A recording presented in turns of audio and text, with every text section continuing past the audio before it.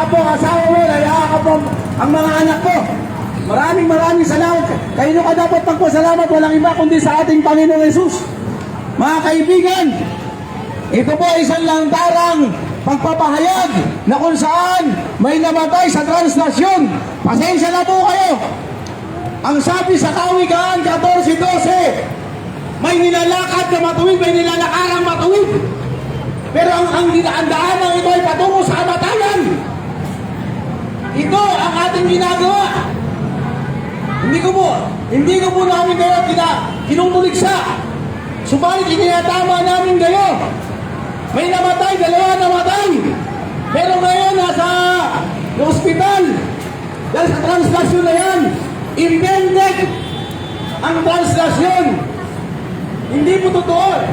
Ang Black Nazarene na yan, hindi si Jesus. Ang nakalagay sa Bible ay Jesus ng Nazareno, hindi Black Nazarene. Walang black. Ang nakalagay sa Biblia, sa mga banal na salita, Jesus ng Nazareno, hindi black. That is invented of men. Ito ay maliligaw po tayo. Malinaw sa Kawikaan 14:12. May madaang matuwid.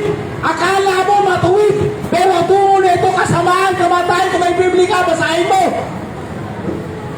Sinabi mo dahil may mga tao na sumasamba na mali ang kanilang pagsamba, mali ang pananampalataya, mali ang pagsamba, mali ang panalangin. May tinuro sa atin. Ang tunay na pagsamba sa Diyos, sa Espiritu at katotohanan, sa 4:23, sabi ng Panginoon sa Samaritana, darating yung panahon, sasambahin niyo ako sa Espiritu at katotohanan. Napakalinaw niyan, mga kaibigan. Salvation is your choices. Pasya mo ang salvation mo, ang kaligtasan mo. Ang Diyos binigay na kapangyarihan ng Diyos sa langit, si Jesus. Pero nasa iyo pa rin ang choices. Nasa iyong free will kung pipiliin mo si Jesus. Mga kaibigan, ibinigay na ang kaligtasan. Pero nasa iyo ang choices. Nasa iyo ang pagpili tao. Ibinigay na. Kukunin mo na lang, tinubos ka na, binayaran ka na ng kabanal-banalang dugo ng Panginoong Jesus. 2,000 years ago, humingi ka na ng tawad. Patatawarin ka. Ang Diyos patuloy na lumalapit sa atin. Sa Isaiah 1:18, saka nakakita ikaw na nagkasala ikaw. Ikaw pa nilalapitan ng Diyos. Ang sabi ng Diyos, hali kayo, maghiwalagan tayo. Sa anong ka mang karumi kakasalanan, patatawarin kita. Gagawin kitang busilak sa kaputan. Ganyan. Kabuti, kabait ang Diyos. Kahit ano kasalanan mo, patatawarin ka ng Diyos. Isa lang hindi kaya patawarin ng Diyos, ang pagsalangsang sa Espiritu Santo. Sa teolohiya, ang ibig sabihin ng pagsalangsang sa Espiritu Santo yung hindi paniniwala sa Ebanghelyo ni Kristo. Pag hindi ka naniwala na ibigay ng Diyos ang kanyang sarili, ang kanyang kabanal-banalang dugo, dumaling 2,000 years ago sa krus. Pag hindi ka naniwala rito, ito ang tinatawag na pagsalangsang pagkakasala sa Espiritu Santo. In the beginning was the Word, and the Word was with God, and the Word was God, and the Word became flesh and dwelling among us. Sa pasimulan, naroon na ang salita. Ang salita ay Diyos. Kasama ng Diyos ang salita, dalawa na sila. At ang salita nilagyan ng laman, nilagyan ng buto, nilagyan ng mata. At nakipanayam sa atin, sino to? Si Jesus. Alam niyang mapagod, alam niyang magutom, alam niya ang pakiramdam ng tao. Siya ang kauna-unang networker sa daigdig na ito. Ang networker, ang ibig sabihin ng networker, isasalin mo ang iyong mga kaalaman sa isang tao, isasalin na isasalin. Ang unang networker sa daigdig na ito ay si Jesus. Isinalin niya ang kaligtasan sa lahat ng tao. Hanggang ngayon, hindi kami tumitigil. Bakit? Sapagkat sinabi sa banal na kasulatan, ipahayag mo ang salita ng Diyos dahil ibig ko lahat, baligtas ang tao. Ito pala ang ibig sabihin ng Diyos, gusto niya lahat. Ang tao ay walang maiwan, lahat ang tao ay baligtas. Kaya kami nandito. This is our office. Ito ang trabaho namin. Ibinigay ang pagkakaisa ng Kristyanismo, hindi sa denominasyon, hindi sa religion. Ibinigay ang pagkakaisa ng Kristyanismo sa Ephesians 4:11-12. Inigib sa mga apostol, prophets, evangelists, pastors, and teachers to the unity of the faith, pagkakaisa ng mga Kristiyano. Dito binigay ang pagkakaisa ng mga Kristiyano. Hindi sa denominasyon, hindi siya anumang reliyon. Ibinigay ang pagkakaisa ng Kristyanismo sa fivefold ministry, sa mga apostol, propeta, evangelist, pastor, and teachers, kasama ng mga bishop and preacher na makapakayang badal na sita at makapakayang badal na mabuti mali. Bakit? Gusto ka niyang maligtas. Ang impyerno, hindi 100 taon, hindi 1,000 taon, hindi 2,000 taon, hindi 1,000,000 taon, hindi 1,000,000 taon, hindi 1,000,000,000 taon, habang panahon. Pag napunta ka sa impyerno, kaya sabi, kayo na lamang, yung salitang kayo na lamang, ibig sabihin, importante ito. Sapagkat ang tao, pag namatay siya na nagkasala, hindi niya tinanggap si Kristo. Sa impyerno siya pupulutin, hindi na siya pwedeng humingi ng tawad. Hindi pwedeng hihingi ng tawad ang taong namatay. Dahil sa Hebrew 9:12, isang beses lang mamatay ang tao at pagkatapos mo kuman na. Hindi pwedeng papanalangin ka.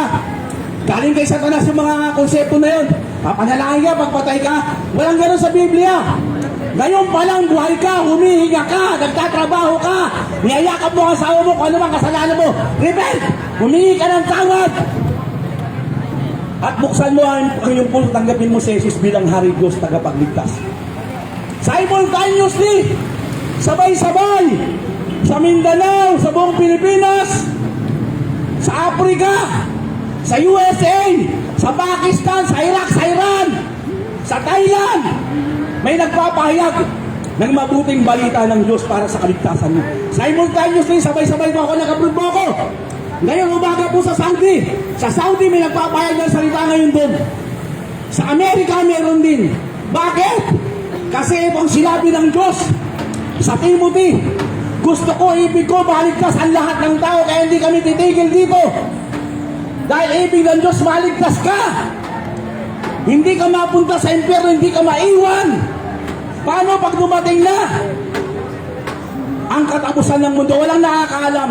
Pero may mga sinyalis, kahit ano yung mga sinyalis, nag-aaway-aaway ang mga bansa sa bansa. Ang mga tao nagiging suwain sa magulang, nagiging gahaman sa salapi.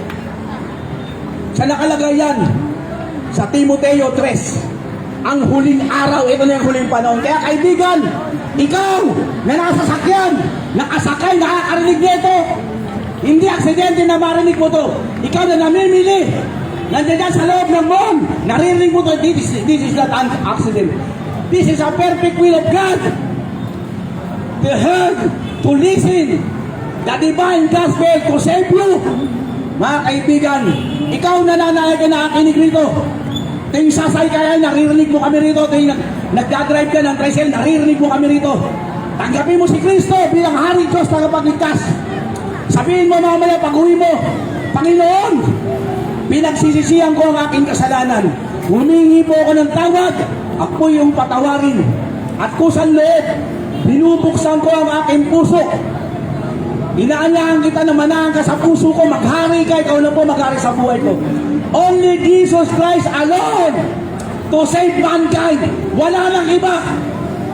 Sa Acts 4:12, sapagkat ang pangalan ni Jesus ang nakalagay sa silong ng langit. Siya lang. Sa Roma 10:9, kung ipapahayag mo, i-announce mo, kung ipapahayag mo na si Kristo ay Diyos tagapagligtas, namatay muling nabuhay, ay aangkinin mo na si Diyos, maliligtas ka. Wala nang iba. Sa John 10:9, sabi ni John, ang Panginoon sa John 10:9, itong pinangangaralan namin dito, lahat ng mga evangelist dito, hindi mo maririnig sa dating daan ko. Sa INC, hindi mo maririnig ko. May nakatalunan akong dating daan, gumulong sa akin. Sabi ko, ipakita mo na si Eli Soriano nung nabubuhay, ipinangaral niya na si Jesus lamang ang tagapagligtas. Ipakita mo magiging dating daan ako. Wala, hinahanap niya, hinalungkat niya ang mga lumang TV ni Eli Soriano, wala siyang makita. Pati INC, ay gumawa ng sarili nilang Jesus. Yung Jesus na pinapangaral nila ay hindi walang Jesus na nakalagay sa Biblia.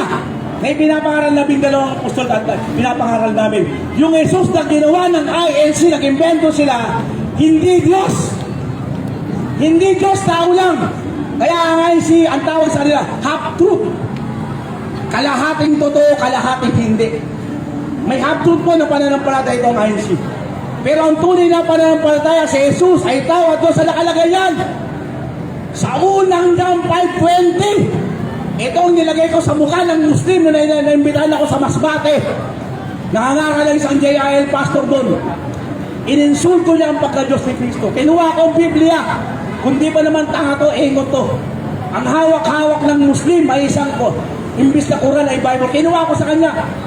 Sabi ko, eto papakita ko sa'yo na si Kristo ay Diyos. Kulang dyan 5:20 sapagkat nalalaman natin na tayo ay nasa anak ng Diyos.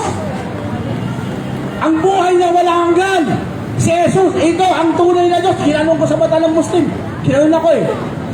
Ang pinapaliniwanag namin dito ng 12 apostol, pati na mga sumunod ka nila, si Jesus ay Diyos. Na hindi pinapaliwanag ng dating daan at ng INC. Bakit? Kasi pinrainwash nila ang kanilang makakaari. Dito hindi kami nang brainwash.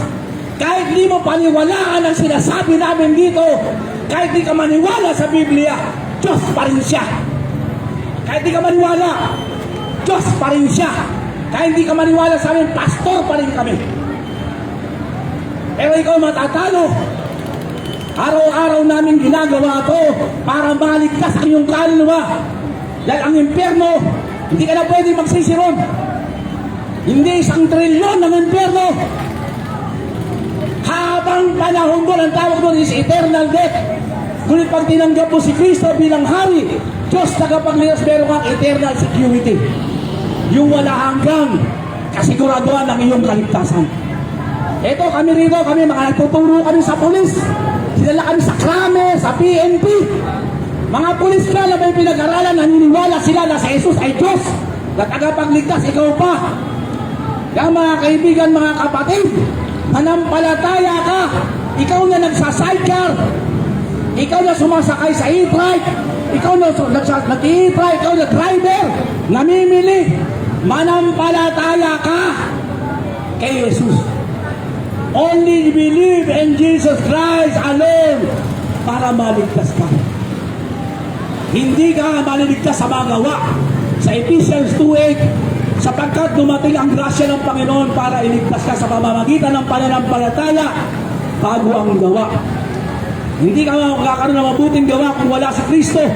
Kaya ikaw na naglalakad, ito'y para sa iyo. Lahat ng salita mo rito mula kanina mula alas 5. Napagod kami. Ito'y hindi bento, hindi vanity.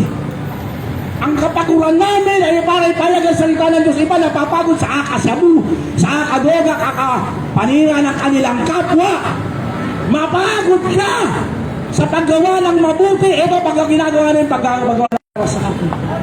Maraming salamat po. Pagpalain kayo lahat sa ngalan ng Ama, ng Anak at ng Espiritu Santo. Amen. Amen. Amen.